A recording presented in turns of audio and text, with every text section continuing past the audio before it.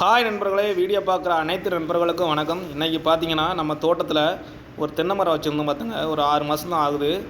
அதில் வந்து பார்த்திங்கன்னா ஒரு காண்டாமிருக வண்டு வந்து பார்த்திங்கன்னா ஓட்டை போட்டு குருத்தை சாப்பிட்டுக்கிட்டு இருக்குது. பார்த்தாலே தெரியும் உங்களுக்கு. இந்த நான் கை வச்சுருக்கேன் பார்த்திங்களா, இதில் தான் உள்ள வந்து ஓட்டை போட்டு குருத்தை சாப்பிட்டுக்கிட்டு இருக்குது. இந்த மாதிரி வண்டுகள் வந்து பார்த்திங்கன்னா மரத்தை மொத்தமாகவே வந்து பார்த்திங்கன்னா குருத்தை ஃபுல்லாக சாப்பிட்றோம். அதுக்கப்புறம் மரத்தோட வளர்ச்சி அப்படியே ஸ்டாப் ஆயிரும். பாருங்கள், குருத்தை பாருங்கள் எவ்வளோ ஒயிட்டாக இருக்குன்னு பாருங்கள். இந்த குருத்தையே சாப்பிட்டு உள்ளே இருக்கிற அந்த தேங்காய் வரைக்கும் இருக்கக்கூடிய அந்த மொத்த டோட்டல் குருத்து எல்லாத்தையுமே சாப்பிட்றோம். ஆனால் நல்லா பெரிய வண்டாக இருக்குது.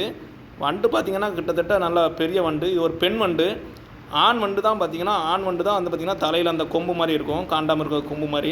இது பெண் வண்டுக்கு வந்து பார்த்திங்கன்னா அந்த கொம்பு இருக்காது. பாருங்கள் எவ்வளோ தட்டி இருக்குன்னு பாருங்கள், எப்படி மேலே வருதுன்னு பாருங்கள். நல்லா வயிறு ஃபுல்லாக சாப்பிட்டுட்டு நடக்க முடியாமல் நடந்து வருது. நல்லா முரட்டு வண்டு. இந்த மாதிரி வண்டுகளை வந்து பார்த்திங்கன்னா உடனடியாக நம்ம பார்த்தோம்னா அந்த மட்டை எடுக்கல பார்த்திங்கன்னா அந்த எச்சம் போட்டிருக்கும். அதாவது பார்த்திங்கன்னா அது சாப்பிட்டுட்டு பார்த்திங்கன்னா தும்பு அதனுடைய எச்சம் வெளியே கிடக்கும். அதை வந்து பார்த்திங்கன்னா கண்டுபிடிச்சி உடனே நம்ம அந்த இடத்துல பார்த்திங்கன்னா அந்த வண்டை எடுத்துடணும். கொஞ்சம் ஒரு கத்தி வச்சு சின்னதாக ஒரு ஓட்டை போட்டு இல்லாட்டி ஒரு குச்சி வச்சு குத்தி நான் வந்து பார்த்திங்கன்னா இந்த மாதிரி ஒரு ஊசி வச்சுருக்கிறேன் காண்டாமிருக வண்டை பிடிக்கிறதுக்கு. இதை வச்சு ஈஸியாக குத்தி நான் வெளியே எடுத்துருவேன்.